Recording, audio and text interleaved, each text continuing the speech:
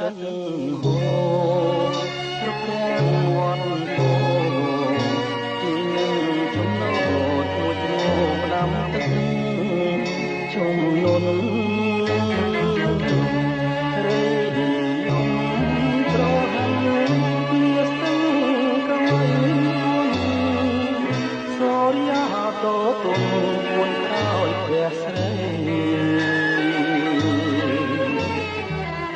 ដើមដូងទី10លុកក្របមាត់ស្ទឹងបងឈរស្ងៀមថ្មឹងឈរចាំប្រលឹងស្ងាត់ឈឹងលុបលងគ្រាត្រេអូនភ្លេចវាចាដែលបានសន្យាពីថ្ងៃថាមក8ស្រីមកជួបបងអេលើបាត់សូនដូចក្បូនរសាត់ទឹករួចសំណាត់ហូរលឿនកន់ណបនកាវត្តគោនៅមិនទាន់ឆ្លងមិនគួរនួនល្អងប្រែកនងសូនសោះលេងការក្រឹមពីទួលតាឯក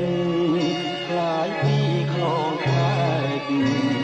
រីពោះវែកបិទភ្នែករៀបការនឹងប្រងបងឈរមាត់ស្ទឹងប្រាំងយំរមុំក្នុងពោះ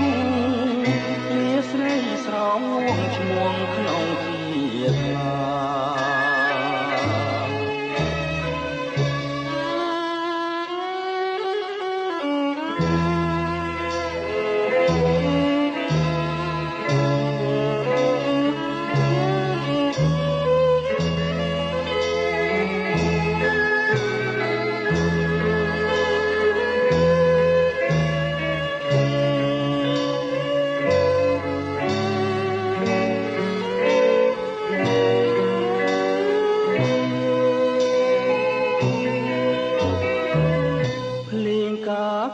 ក្រឹមពីទួលតា